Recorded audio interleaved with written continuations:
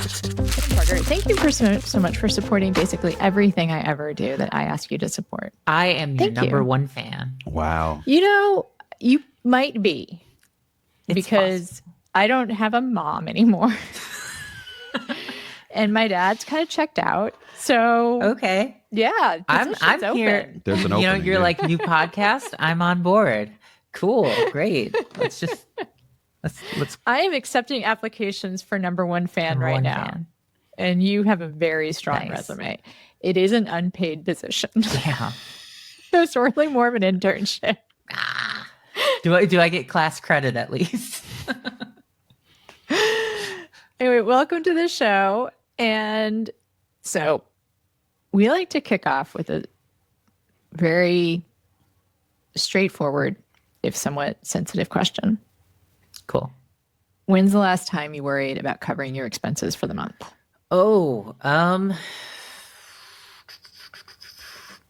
mean, honestly, it's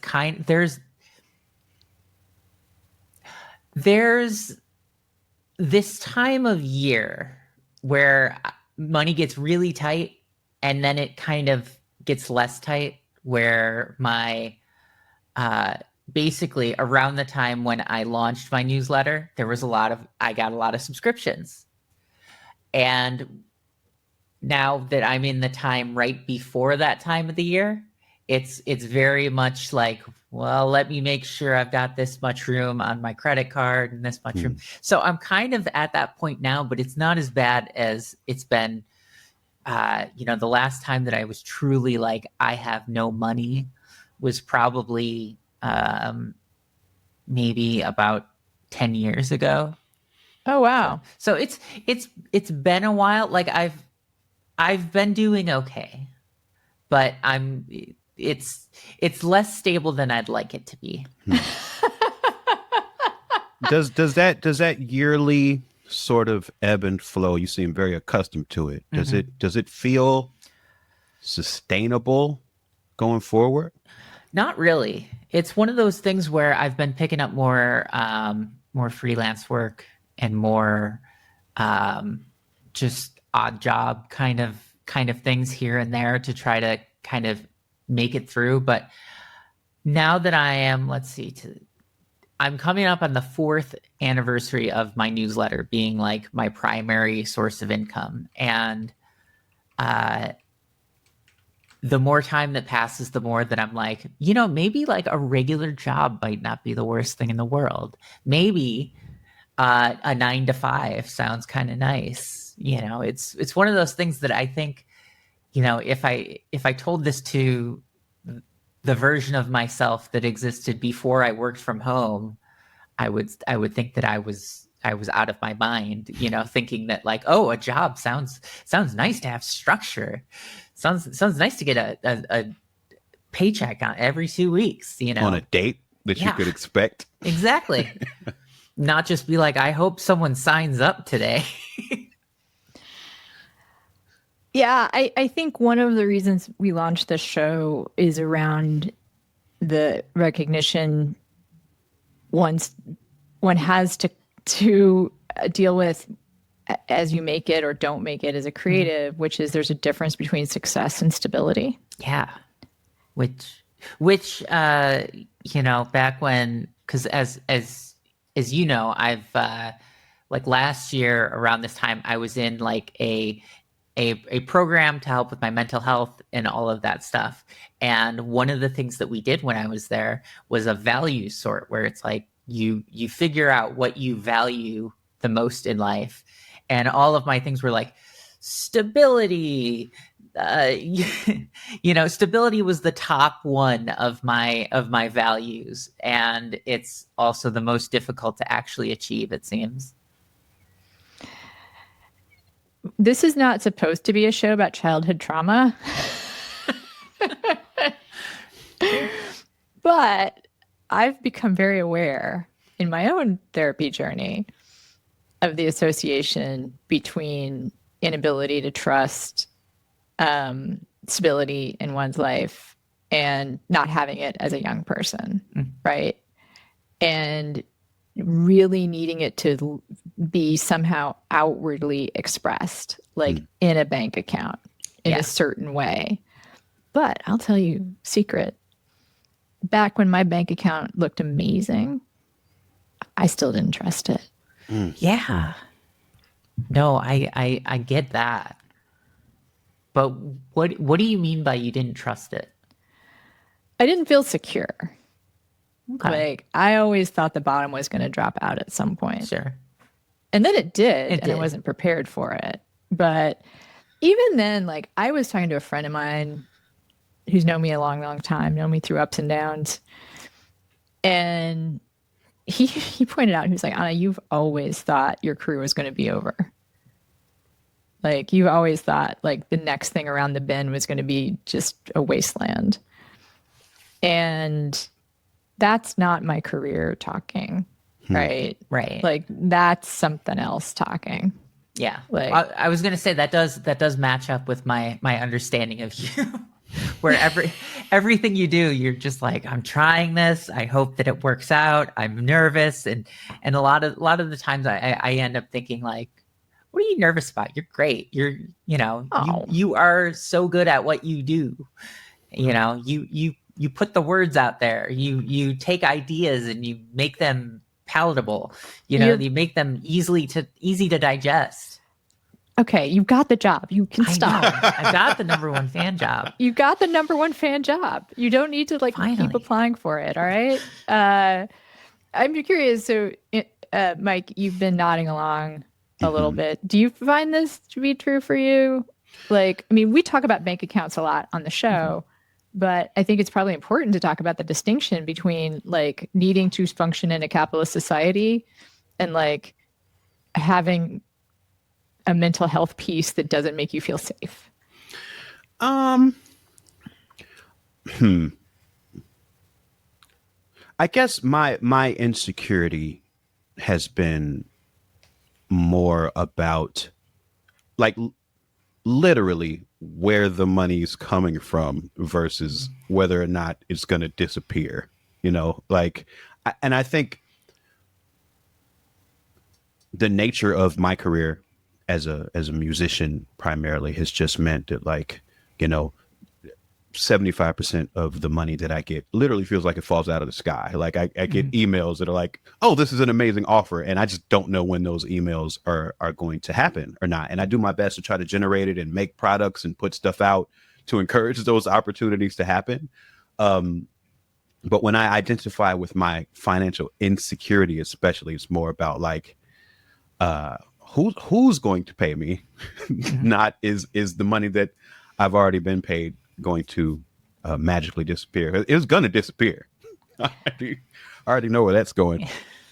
I didn't really mean like it's magically going to disappear, but more like it's going to stop coming. Yeah. Right. And I guess it's like I feel like I've lived in that reality so long that I can't be afraid of that, because I feel like that goes hand in hand with the choice that I have made to live this unstable life. I've not experienced anything other than that for the past like 15 years. Well, and another thing that you sort of have to factor in there that I think we all work in industries that are constantly changing, and often for the worse for those of us who create. It's everything with AI, with different companies finding different ways to screw people over. Like, for instance, Google switching to its weird AI junk on its search engines is apparently leading to fewer people clicking through to websites, and a lot of media organizations that get their traffic from Google are kind of freaking out about it. And I mean, the same thing happens in music, and the same thing happens in TV and movies, and really anyone who has a creative job, or the job of a journalist, or which can sometimes be creative and sometimes not very creative at all, but these things are all very real challenges that exist that I think about a lot. Yeah, I think what is interesting to me right now in this conversation is kind of a split between like the rational understanding that our industries are having once in a century shifts that are likely to screw over 90% of the people, and the sometimes like gripping fear, the doomer, like wake up in the middle of the night, like I'm going to die. I'm just being ultra vulnerable here. Like I'm going to die poor and alone. Like I'm going to wind up on like it feels silly to say this out loud in a way. Like there's a lot of steps between where I am right now and living out of my Subaru with my dog and 2 cats. Mm-hmm. But that's where I go. Right. And I know that those things are different. There's my rational, like, how am I going to pay the mortgage? And reckoning with, I don't have that money right now. So what am I going to do to get it? And that very just present knowledge. And then going to the place of utter fear and paralyzing, like, ah. So, Parker, you talked about doing work in mental health stuff. Yes. Yes. Was some of it around like fear? Yeah. Of being alone, being abandoned, I'm sorry, like this is we're getting straight into the like absolutely. I mean, it's where, I a lot of times because, as someone whose primary source of income right now is, writing a newsletter that people choose to pay for. It's, I've thought about that. I'm like, okay, cool. For this to work, I just need people to keep doing this for the next several decades. Wow. And just thinking about how industries change over time, that this is not going to exist several decades from now. Or it will in a completely different way, and people won't be paying, 70-year-old me, 80-year-old me for my takes on things. Hopefully at that point, I am no longer a purveyor of takes. Hopefully I can be doing something else. But looking at it right now, I don't see how I shift from my current set of circumstances to something more stable, even though I value stability. Because I also value, leisure time. And that I have a lot of, because I don't have a real job. If I decide I want to sleep in, I sleep in, unless I have something to do.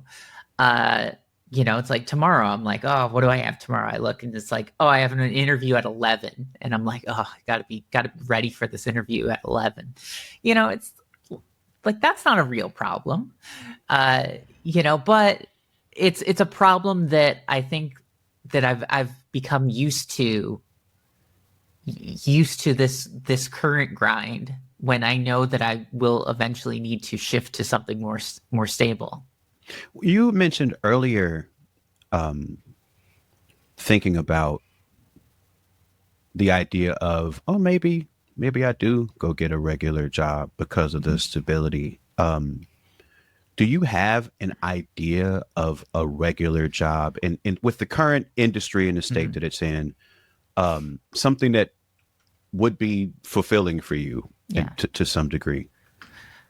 Yeah. It's one of those things that, unfortunately, I think that the jobs that I would find fulfilling, would be jobs in media. Right. But right now, the jobs in media, they're becoming fewer, and it's becoming more difficult to get any of those jobs. So it's one of those things that I don't even, and I've had this conversation with I had this conversation with my therapist today, because I had therapy before this.